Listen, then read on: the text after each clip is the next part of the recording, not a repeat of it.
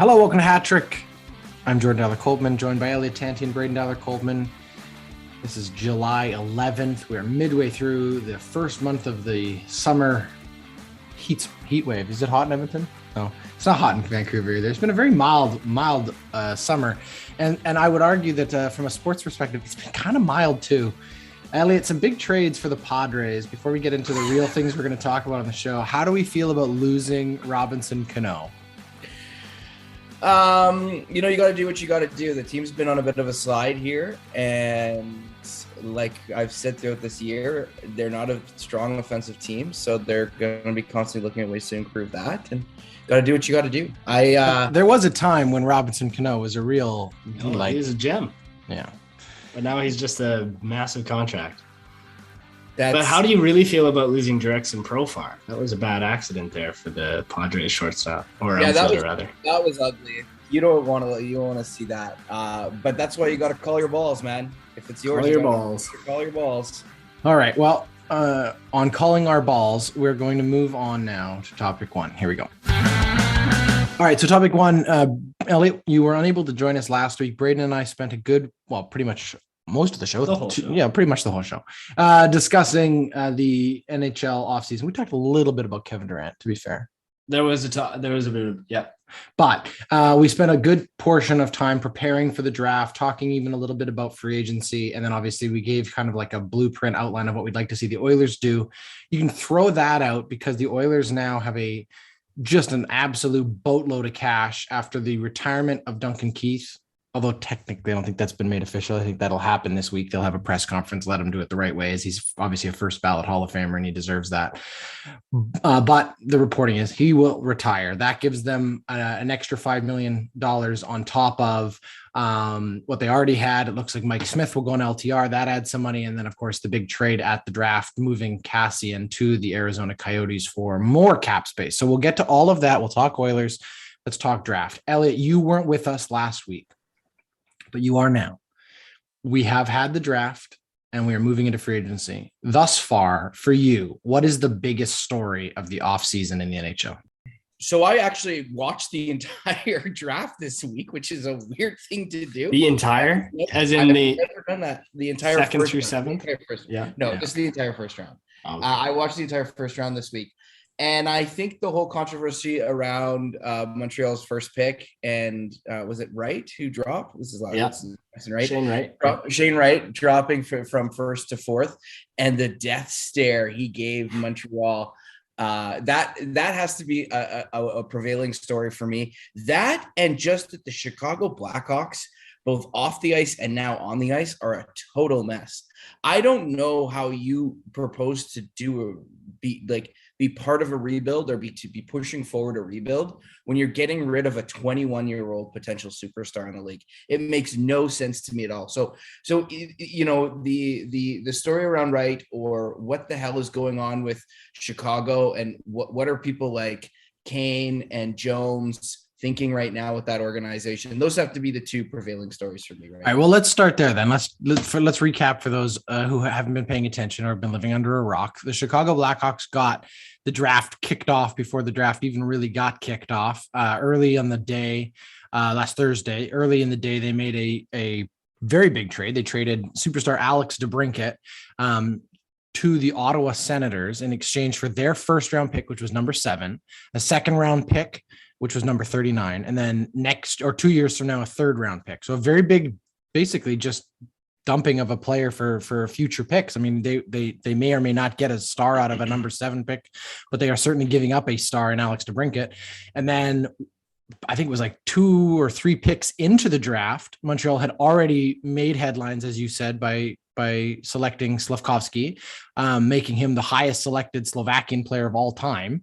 Ironically, his buddy being drafted at number 2 was also the highest ranked at that point, because the highest before them was Marian Gaborik at 3. So 1 and 2 being Slovakian made history. But then the Montreal Canadiens got in on the Chicago Blackhawks dumping, and they made a 2-way deal. First, they traded the New York Islanders defenseman Alexander Romanov and a 4th round pick in exchange for New York Islanders first round pick, which at that point was the number 13 pick. And then Montreal packaged that first round pick, the 13, along with their own third round pick, to Chicago for Kirby Dach, who also has an unbelievable future. And he's the third. Yeah, he was the third overall pick. So Montreal and Chicago with fireworks, as Elliott said. Braydon, for you, of all three of those parts of it, what do you think is what's the biggest part? Or can you even separate them? Is it all sort of a package deal? Is the picking of Slafkovsky the big story? Is one or both of these Chicago picks the big story? What for you was the biggest surprise or biggest story of the draft? Yeah, of this week so far. Certainly surprised to see the Chicago Blackhawks initiate again. They're now in a rebuild, if you can call it that. They got rid of Keith last year. They're now, they claimed they weren't going to be able to hold on to DeBrincat and keep him, through they didn't want to see his stardom squandered by, I guess, playing on a shitty team. So I think that was a huge trade. That was massive. That definitely surprised a lot. But I think the biggest surprise was that Montreal ended up taking Slafkovsky. I think it made sense once we saw the Kirby Dach pick, because then seeing that they had determined that was going to be their center and that they didn't need to, have both Shane Wright and Kirby Dach on their team with Nick Suzuki as well. But they also got rid of, or they acquired Peter Mrazek. Chicago did, yeah. Yeah, like Elliott said, Chicago's a complete mess right now. And I think Montreal is showing what they're going to do to make this rebuild happen quicker. And I think Montreal's got a really bright future with their. I would say Montreal obviously has waited a long time to have this draft, because they were scheduled to have, I believe, the draft in 2020 during COVID, which of course was rescheduled. And then there was not an in-person draft last year either. So for 2 years, they've basically been waiting to host this draft.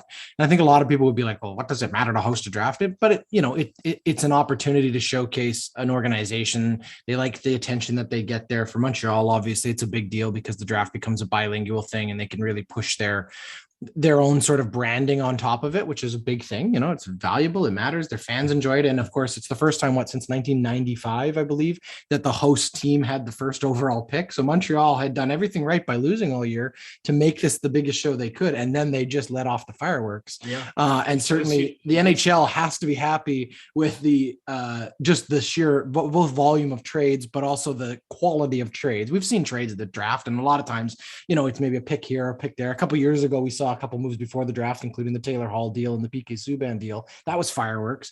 But to have it on the draft floor is a big part of it too, and people get really excited about it. And as you said, Elliott, you sat and watched it. I'm sure the numbers were up. I'm sure that there were a lot of people who maybe aren't usually interested in the draft, but found out on Twitter that things were going down and tuned in, which is great for them.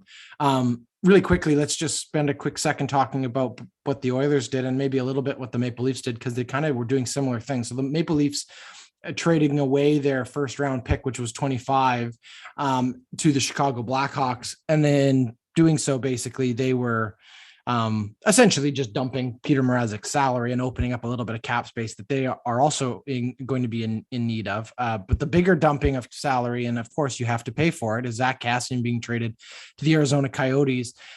They attached the 29th pick, a second round pick in 2025, and a third round pick in 2024. A lot of people would say that's a big price to pay to get rid of Zach Kassian. They get back the 32, which of course they made a selection. They may have made it 29 anyway. It was very much an easy decision or later. But the point being, you made an easy trade down. You didn't give up much in terms of your first round pick, which we know how tightly Ken Holland has clung to that first round pick. He still got a first round pick, even if it was the last pick in the round.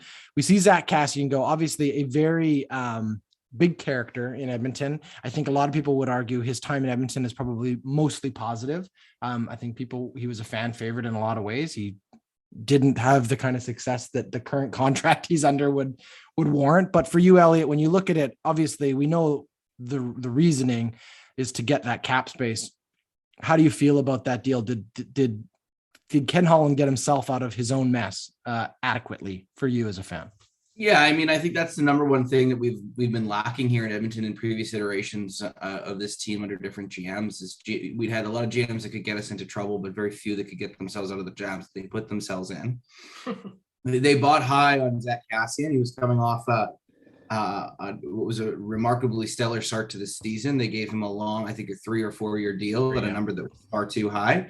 And he ended up turning into a fourth line player, as many do when you play that kind of rough and tumble style in the NHL. Look, a second and a third is essentially what we paid to get rid of a contract. I think the firsts are a wash, whether you're picking. Yeah, kind of flip them. Yeah, totally. Yeah, as a second and third. What I did like about this move is that the second is not next year, but the year after, and the third is next year. Next year's draft class is significantly deeper. So they say. I mean, I don't know. They say that it's significantly deeper, and so to want to spread out your draft picks one way or another over 2 years, I think it was a smart deal. And that, coupled with, as you said off the bat, Keith's retiring, puts Edmonton well positioned, but only kind of.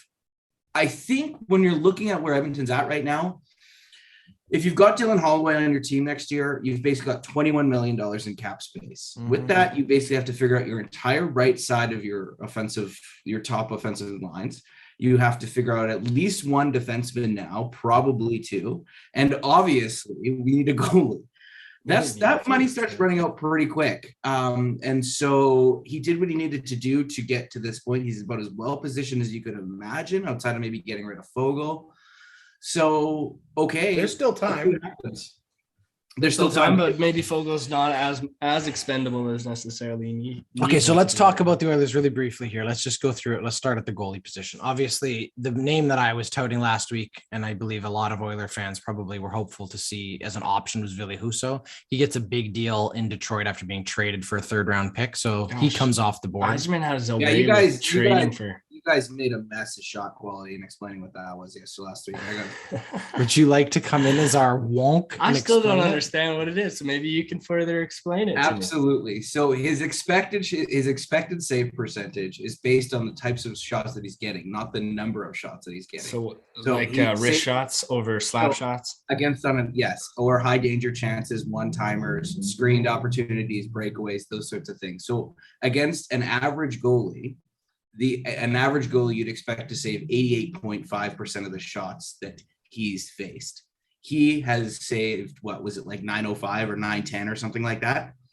So above an average NHL goalie, he's saving 10% more of the shots based on. When they calculate this, you're telling me that they use the previous year's like average shot chances, like where the majority of the shots coming against that team are, or just there are shots that he's facing and the quality of shots that he's facing. So this is the thing that killed us when we were in Edmonton, or when Dubnyk was in Edmonton. Dubnyk had a lower save percentage. Then all of a sudden he went to Arizona and his save percentage went up. It was because the quality of shots that he was facing in Edmonton were so much higher. His expected save rate was actually much higher. How do they calculate goals let in after the goalie gives the puck up?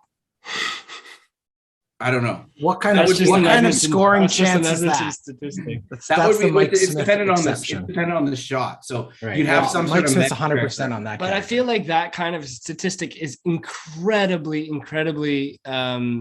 subjective to each year's. Is it any different than WAR in baseball? Well, that's my point. Like, why is that a statistic that anybody is depending? Because if you're saving more shots of a higher quality variety, if you go to a team with a better defense, the expected difficulty of the shot's going to go down. So you're going to have a higher save percentage. So it's more of a defensive statistic than it is a goalie statistic. It's as much as defensive. Yeah, absolutely. If your goalie's constantly facing high danger shots, then that's a problem with your defense. And that's for Edmonton for years during the decade of darkness.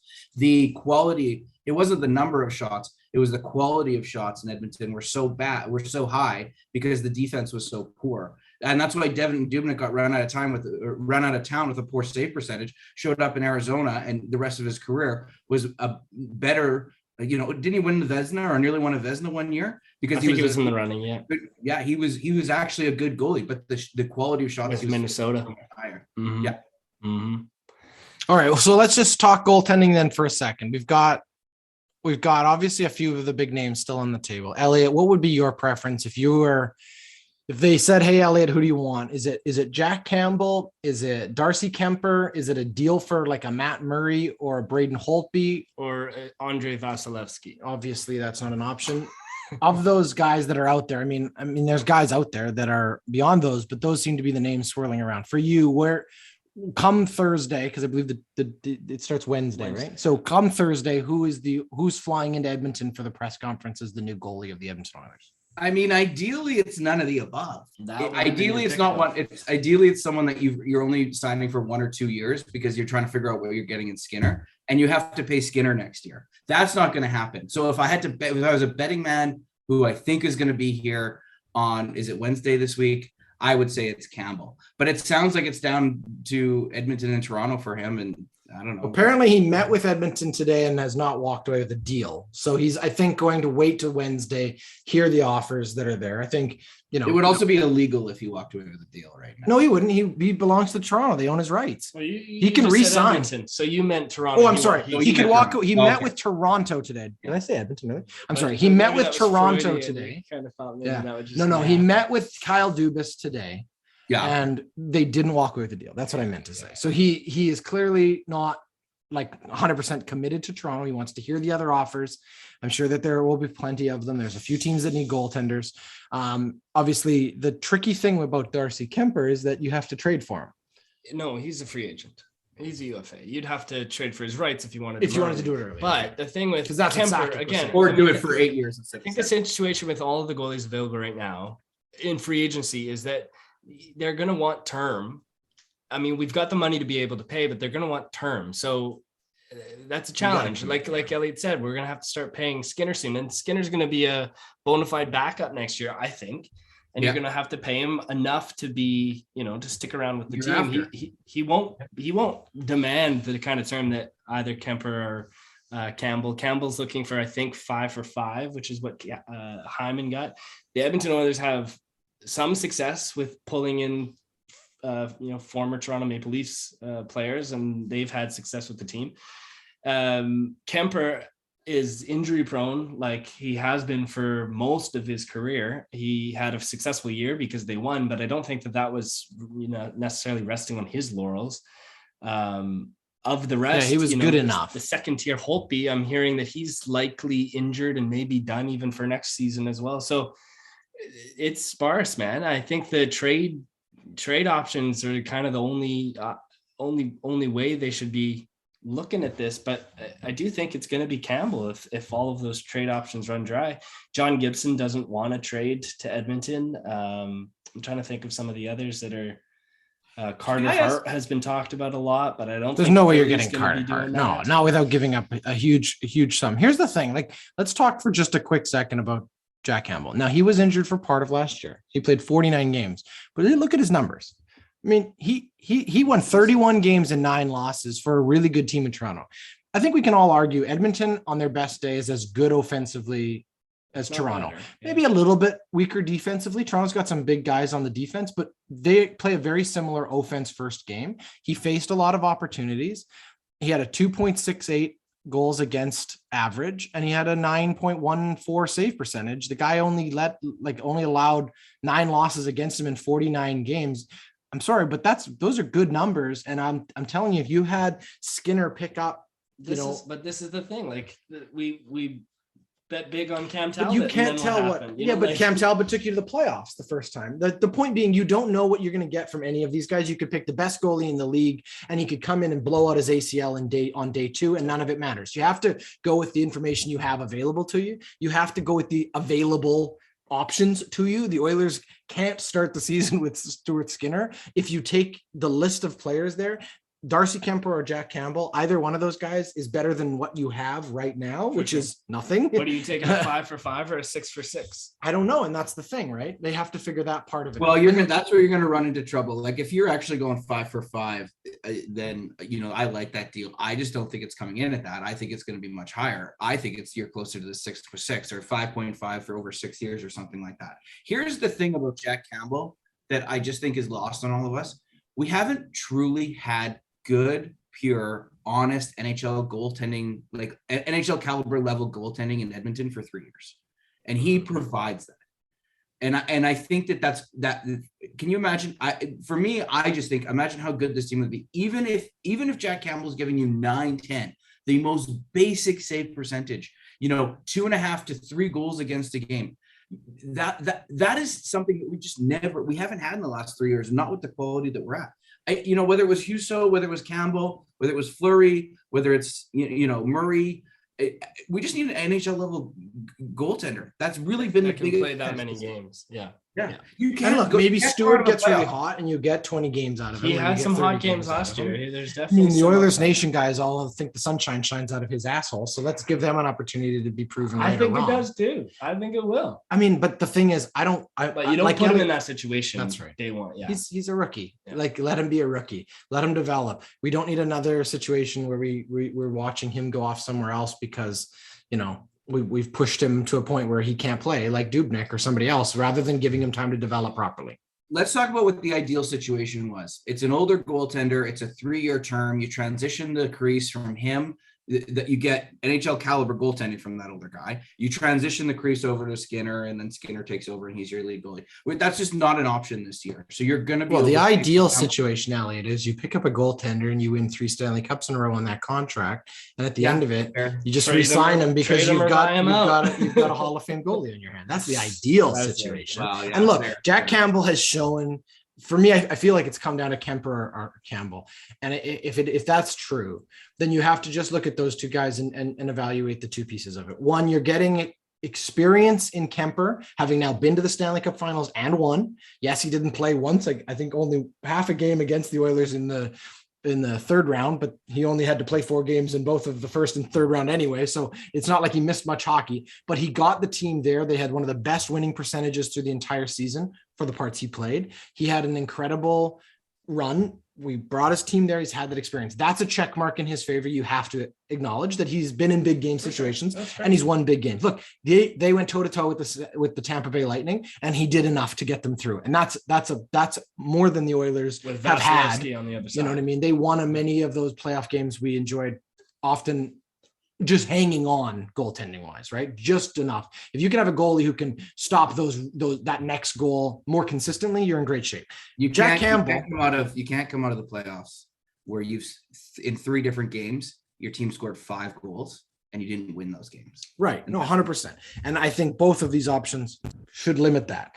Look, Jack Campbell, inconsistent a little bit in Toronto, but go back a year ago to Toronto, and that Toronto team with Jack Campbell looked like they were on their way to something really special. Toronto has their own issues when it comes to the first round, and I don't think you can hang too much of that on Jack Campbell. Look, some of it's there. They're obviously looking for a different goalie, so they've moved on from him to some degree, although it sounds like they'd still like to keep him. So there's something about that. All of this, if he's not good enough for Toronto, clearly Toronto thinks he's good enough for it, and they just may not be able to sign him. He may want a different opportunity. The thing for me with Jack Campbell is I think that you kind of know what Darcy Kemper is. Jack Campbell, I think, hasn't yet met his potential. I think he's gotten close, but I do think there's more in him as a young goalie who's really only had like 4 proper NHL seasons to his name. 2018 is the first year he played more than 10 games for that matter. He played 5 games for LA in 2017 before he was sent back to the minors. 2018, he played 31. 19, he had 26, and then 20, obviously it was a shortened season, but he played 20 of those games. And then last year, as I said, 50 games. So has he played a full season? No. We're not expecting that out of either of our goaltenders. We just need someone who can continually get better. His record in 2022, the Toronto Maple Leafs, was 17-3, and his record in 2021 was 31-9. You take those numbers in Edmonton in front of or behind Connor McDavid and Leon Draisaitl and whomever, whether it's Claude Giroux or Vanderkeen or wherever else your $10 million offensive budget goes. I like their odds, and I think Elliott's right. I feel a lot more confident with one of those options there. I totally agree. Yeah. Well, we're going to know all of that by this time next week, because by that point we will have had free agency come and gone. We'll know if the Edmonton Oilers the big names will be off the board. The big names will be off the board. Usually the fireworks are the first 2 or 3 days max. We'll see what happens. Let's leave that there. That's topic 1. Topic 2 this week is brought to us by Busy Bee Vegan Skincare. Busy Bee is an all-natural skincare line dedicated to healthy, vegan, plant-based skincare and overall wellness. They offer a selection of handcrafted body scrubs, butters, and washes. They not only make your skin glow, but smell amazing. Their unique all-natural scents include gingerbread, ruby grapefruit, caramel cake, and morning latte. So why not treat your skin to something fresh and all-natural? Head over to shopbusybeevegan.com today. And as a special bonus, Busy Bee is offering listeners of this podcast a 15% discount on your first order with the code OrdinaryPodcasts. We spoke briefly about this a few months back. Brittney Griner, who of course is one of the biggest names in women's basketball, WNBA star. She had been playing in Russia just before the invasion of Ukraine and was arrested at the airport trying to leave Russia. She was accused of trying to cross the border, or I guess being in possession in Russia with cannabis cartridges. It was like a hashish cartridges for a vape. Yeah. And she was arrested and charged with possession of these illegal drugs. And of course, right off the bat, this thing smelled pretty much like a politically motivated action by Russia. This is something that we've seen Russia and China do at different stages of the last couple of years in retaliation for actions from the West. But of course, it gained headlines at the time. And then the story kind of went quiet until last week. It's been about 4.5 months since that time. Brittney Griner had her early preliminary court hearings, and she has now pled guilty. And many people are speculating the reason for this being that in order for the United States to be able to offer some type of prisoner swap or find some political solution to get her released and brought home, that she first would have to actually be charged with the crime and convicted of a crime, because she's not technically a prisoner until she's actually a convicted prisoner. So there's obviously a lot of fireworks around this. Some of the big sort of hot takes that I heard over the week, of course, were, and I think some of them rightfully so, but let's dig into this. That a couple of people sort of saying, can you imagine if this was LeBron James or a male athlete or somebody of her caliber on the flip side of this, and what the outrage for the last few months would be, or how has the story gone so quiet? There's also been takes suggesting that it's quiet for a reason, which is that her lawyers and her family have tried really hard to ask the media that's been asking about her to stay quiet, because they feel like she has a better opportunity if it doesn't put additional pressure on Russia or doesn't become a bigger story. I don't know if that's true. I don't know whether or not that's had any kind of impact, or it is the fact that we have a very short attention span in the West, and unfortunately we've moved on to other things. But as I say, she pled guilty. She has not yet been convicted. I'm sure that will happen in sometime in the next couple of weeks. She could face up to 10 years in prison for this alleged crime that she's now pled guilty to. The WNBA held their all-star game this weekend, and all of the players lined up for the national anthems wearing Griner jerseys to show solidarity and support for their fellow basketball star. Elliott, I will go to you first. I know I always sort of tease you and say, here's, this is right down your wheelhouse. It's geopolitics and sports, but we talked a little bit about this at the beginning. As you followed this story, what have your impressions been, I guess, of how it's played out, and where do you think this goes? So you listed off a bunch of things off the front end of that around, is it this, is it that, is this an act of war? Would she be getting the same amount of coverage if this was LeBron James? Is this the proper way to be handling this thing? I think yes, and all of the above. And that's one of the things that I've been really struggling with too, is that there's this weird and delicate balance, much like a lot of things that we're talking about, guns in America, for example, where you don't want to you want to make sure that the attention to the issue remains, but you don't want to jeopardize the people that are involved or the victims in these situations. I mean, the Western world is at war with Russia. And in various different ways, Western democracies and Western sports leagues, regardless of your position on it, have used sports as a weapon in that fight. And we've endorsed it. We've said Russian players shouldn't play in these situations. Russian players should be taking more responsibility, speaking out against their government. We had a very robust and complicated conversation about Alex Ovechkin. Well, war is a two-way street. And these are the consequences when we get into international conflicts that occur. People who don't deserve to be hurt get hurt. And it happens in a lot of different ways. My instincts and everything that I know about international politics is that the smaller you make a deal of something like this, the easier it is to get the deal done. I think, the example I use in Canada is the two Michaels. there was there, you needed to generate attention about the fact there were the two Michaels, but then it got too big and it made the Michaels a bigger bargaining piece. And international politics, and I understand we're talking about human lives here. But I'm just going to be the realist in the room here. The bigger deal that you make it, the more valuable that chip is.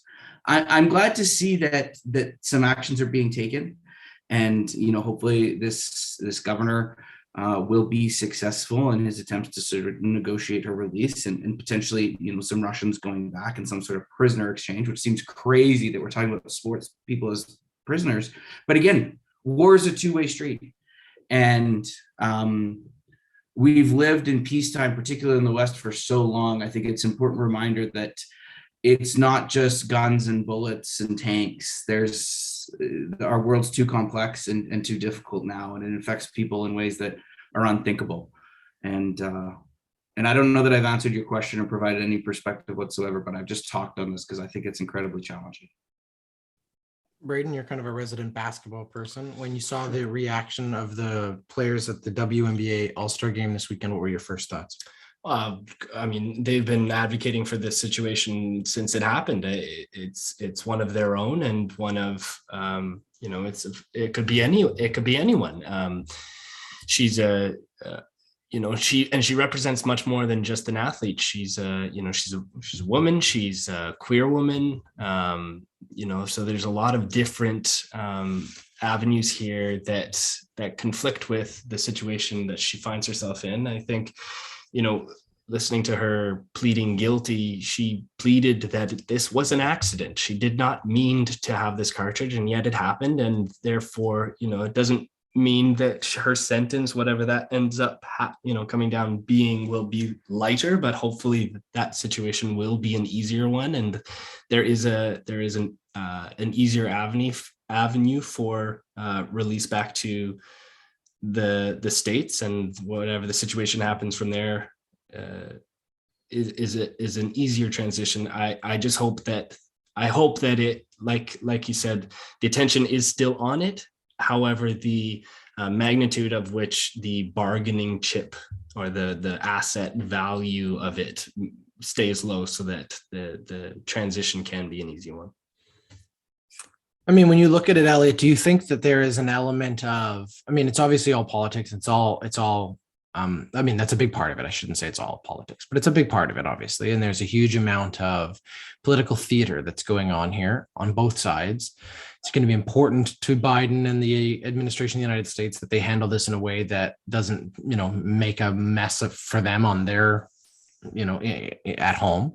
And equally for Russia, they're looking to play this into their own hands the right way too. When we deal with just the human element of this, when and if Brittney Griner is able to get out of this situation, how do you think this impacts the way that athletes think about and treat playing in foreign countries? Does this affect the way, I'm sure it already has. We've just recently saw also the story of the Philadelphia Flyers prospect goaltender who's basically been taken off to the gulag for not, showing up for his assigned, draft assignment with the Russian military instead of trying to get back to the United States to play hockey. How does this affect the athlete part of this, do you think? Oh, I think we've already seen that. Your example is relatively recent. I'll give you another one. How many Russian players playing in Russia right now fell in the draft rankings? Because NHL teams. Well, that's just it. Yeah.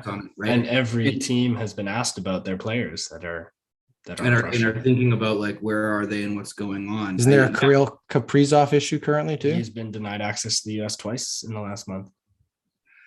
So that's what I'm talking about. Absolutely. This is impactful. And it's difficult as a sports fan taking politics outside of this to have to deal with it. These are your favorite players. These are play for your teams. It's really impactful. Kirill Kaprizov, after the year that he's had, to not play, or that to be potentially in danger. And why is this so, so someone that's not engaged with this, they might ask, why is this so complicated? Or what the hell's going on here? What's important to remember is that these Russian players also have families in Russia too. And you've seen this time and time again, where things are more, the world is more complicated than sport. And I know everyone around this table will eye roll and will say, yeah, obviously, Elliott. But let's remember that it's a very difficult balance between when your country's essentially at war with the Western world. It's gloves off, and families are not untouchable, and players and athletes are having to make incredibly difficult decisions and weigh two sides of an issue, a life and a career, and the economic opportunity of the West and Western sports societies, but also the fear and endangerment of their families and the impact that their actions might have on their families.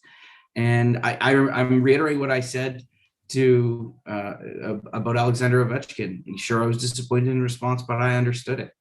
These are the kinds of things that, unfortunately, when you're at war, and I will say war for maybe the fifth time at this podcast to remind us of what's going on here, these are the kind of unintended consequences that happen. Yeah. And beyond that too, right? She's been now detained for 5 months, right? And we don't know how much longer that's going to be. Mm-hmm. Beyond that, will she ever play basketball again, right? The mental stress and the impact it will have on her beyond this situation is going to be severe, and it will reverberate to her family and the people and people around her that will be greatly impacted by this situation for a long time.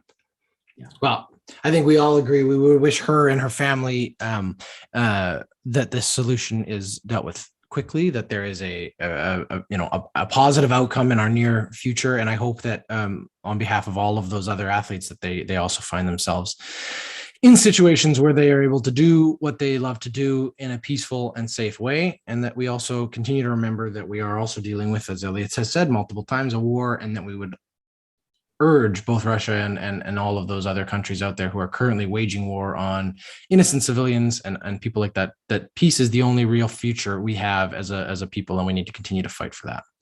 Let's leave topic 2 there. Do you like fast cars? Do you like when they race? Whether you're a seasoned Formula One fan or you've just discovered the rush of racing, check out the Pit Stop podcast presented by the Ordinary Podcasting Network.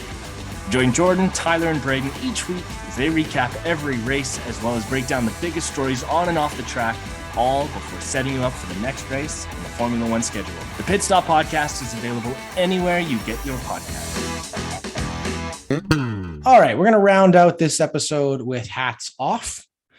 Elliott, you were not with us last week, therefore you get the honor, if not the privilege, of starting us off. Who are you taking your hat off to this week? This is a challenging one. It's one of great celebration, but also great loss. My hat this week goes off to Mike Grier, who was announced earlier this week as the newest general manager in the NHL, taking over the San Jose Sharks organization. In that role, the first man of color to hold that position. And obviously with the Edmonton connection, who didn't love Mike Grier and when he was an Edmonton Oiler. My hat goes off not only for the promotion, but also the way in which he handled himself and handled his new leadership role during the NHL Draft, when quite suddenly and very sadly, we learned that Brian Marchment had passed away, another former Oiler. And when the San Jose Sharks went up to make their pick, after a number of teams had recognized Brian Marchment, Mike Grier was the one to deliver the message from the team. And I thought it was a beautiful moment. I thought it showed immense leadership, strength, and he really showed the entire NHL world, the entire sporting world, why he deserves that leadership role and why it's rightly his. He did it with grace and with humility, but in a way that I think shone a light on who Brian Marchment was as a player, but also as a man, and in a celebratory tone in what must have been just an incredibly dark situation for the team. And to imagine having to deal with that, well, basically only minutes into the job, I have to give my hats off to Mike Grier. the entire San Jose Sharks organization, and of course the family and friends of Brian Marchman. Here, here. I'll go next. I will take my hat off this week to Mr. Eldrick Tiger Woods, who is going to appear at the British Open, the Open Championship, which is also the 150th Open Championship, a celebration of golf where it all began at the old course at St. Andrews in Scotland.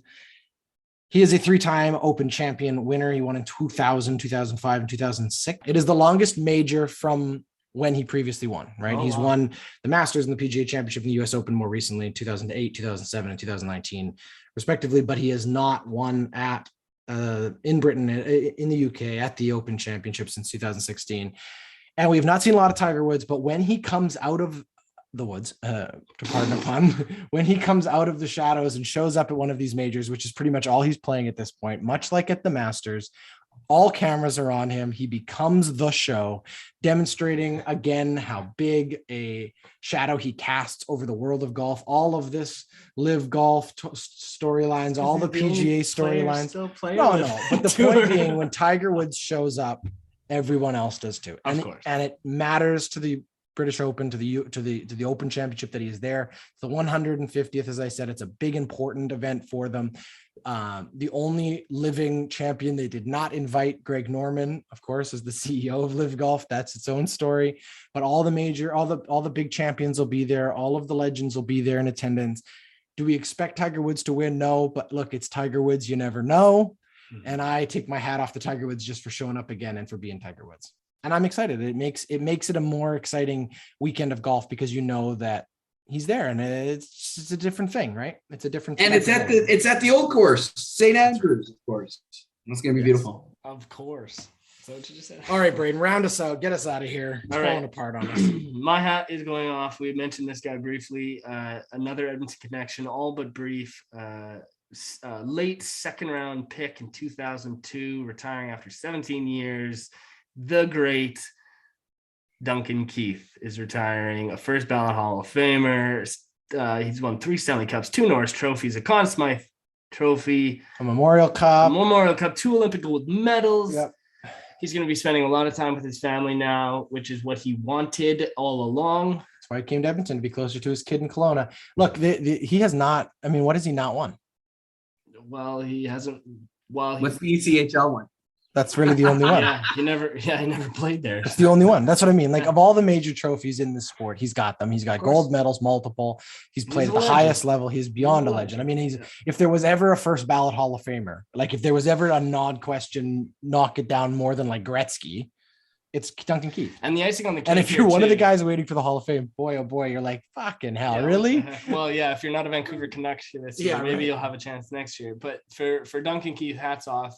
We all kind of bemoaned a little bit having that big contract come along to Edmonton last year. There was a lot of talk, well, maybe he'll retire and then maybe we won't have to pay him the next year. And sure enough, now we have all this fun money to play with. So hats off to Duncan Keith for a fantastic career. All right. Well, we will leave it there. Thanks everybody for listening. We really appreciate it. As always, if you haven't already, please subscribe. You can listen to us anywhere you get your podcasts. You can follow us on Instagram and Twitter. On behalf of Elliott, on behalf of Braden, thank you. Have a great week. That was Hatrick. Hatrick is a member of the Ordinary Podcasting Network. It's produced every week by Jordan Dowler Coltman and Braden Dowler Coltman. You can follow us on Instagram, Twitter, and Facebook. Thanks for listening.